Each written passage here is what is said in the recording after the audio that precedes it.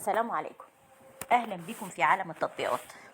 لو انت مهتم بالجديد والمفيد في عالم التطبيقات تقدر دلوقتي تشترك في القناة وتفعل الجرس عشان يوصلك مننا كل يوم جديد ومفيد في عالم التطبيقات، ونقدر نشرح لك كل التطبيقات اللي تهمك في حياتك، سواء كانت تطبيقات محلية أو تطبيقات عالمية، زي تطبيقات العقارات، تطبيقات السيارات، التطبيقات اللي بتسرق بياناتك وبتستنزف حساباتك، وكمان تطبيقات التعارف. النهاردة هنتكلم عن تطبيق اورنامنت. تطبيق اورنامنت تطبيق هيديلك تحليل نتائج المختبر الخاص بيك. التطبيق ده مساحته 45 ميجا بايت، وحجم عمليات التنزيل ليه أكتر من مليون عملية تنزيل تمت للتطبيق، وده بيدل على أهمية التطبيق وانتشاره ورضا العملاء عنه.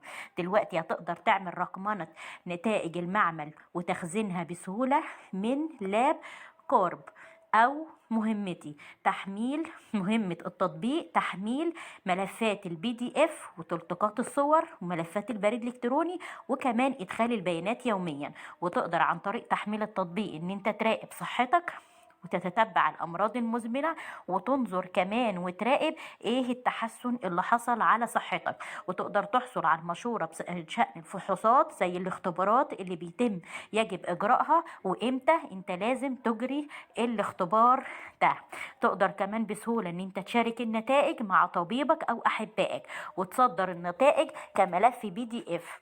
أكتر من 4100 علامة بيولوجية زي فيتامين د، الكوليسترول، الهيموجلوبين والجلوكوز وأكتر. تقدر كمان تحصل على نتائج سهلة القراءة، وتحصل على نتائج في رسوم بيانية سهلة القراءة بسهولة جدا، واعرف اللي انت بتدور عليه، وتقارن بين تطبيقات أخرى بتقوم بهذا العمل. تقدر كمان تعرف وضع الحمل، سواء توقعه من التقويم الأسبوعي الخاص بالحمل، وتعثر على جميع أجوبتك حوالين الحمل والنتائج بسهولة جدا.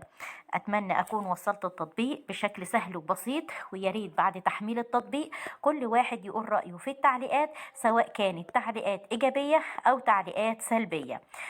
ولو انت شفت الفيديو ده بعد فترة ولقيت فيه أي تجديد أو تعديل أو تحديث حصل في التطبيق، اكتب لنا فورا التعديل الجديد علشان نقدر نعمل لك فيديو جديد بالتطبيق بعد تعديله ونوصله لك بشكل أسهل وأسرع وأفضل.